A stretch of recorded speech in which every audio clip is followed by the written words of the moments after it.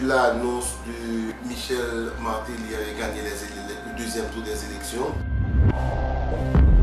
automatiquement il y a une task force qui a été mise en place par plusieurs conseillers du président, etc. etc. Et c'est ainsi que moi, je me trouvais et avec des liens d'amitié avec un conseiller en particulier qui était le conseiller de la... On a nommé un conseiller à la reconstruction et bon, et on avait des amis en commun. C'est comme ça qu'on a commencé à réfléchir sur le comment, parce que c'était le problème le plus cuisant au moment de l'investiture de Michel Martelly, c'était justement les familles vivant sous les tentes. À cette époque-là, à l'investiture de Martelly, il y avait à peu près 635 000 familles, 635 000 personnes qui vivaient dans les camps.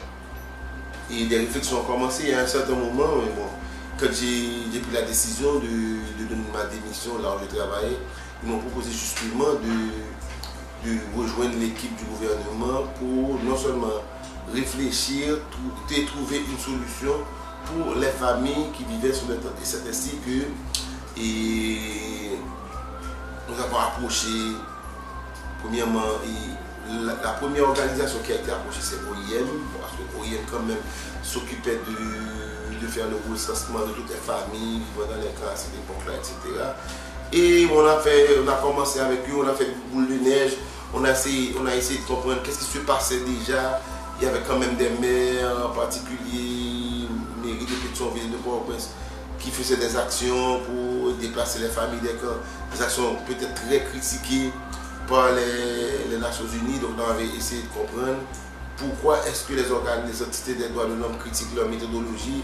Et c'est ainsi qu'on est justement, et les Nations Unies sont venues à bord, nous serons dit, et c'est ainsi qu'on a monté ce fameux projet où on est parti pratiquement des essais de plusieurs entités qui avaient essayé de commencer à faire bouger les gens, mais qui ont été critiqués par les droits de l'homme. Et nous, on est venus, on a fait toutes les consultations qu'il fallait avec non seulement ces opérateurs-là, et au niveau de toutes les cellules de droits de l'homme des Nations Unies, et on est venu avec une méthodologie qui respectait toutes les normes en termes de manipulation de la population, etc., dépassement de population, qui respectait tous les critères des entités de droits de l'homme. On a fait un modèle, donc, et le modèle, on voulait savoir maintenant comment on a fait un modèle théorique maintenant. Ce modèle théorique, il nous fallait l'appliquer. Donc c'est ainsi qu'on a fait un choix de camps qui était de taille raisonnable, pas trop grand, mais quand même qui allait avoir un impact si on réussissait. C'est ainsi qu'on a choisi les 6 camps, Place Bois et Place Saint-Pierre, Place du Canapé Vert, Aéroport Maïgaté, Strativio 14, Primature.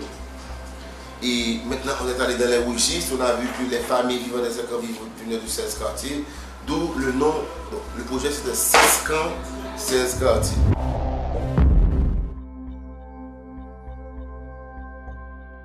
C'est un projet du gouvernement, ce n'est pas un projet qui est appuyé par le gouvernement.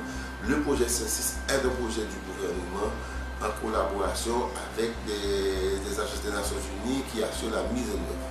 Mais le gouvernement est le maître d'ouvrage du projet, donc c'est un projet du gouvernement, donc c'est un projet qui a l'appui total et intégral du gouvernement. D'ailleurs, je crois que c'est le premier projet de reconstruction lancé officiellement par le président Martelly, et c'est un projet qui est endossé et qui est soutenu, endossé par la présidence.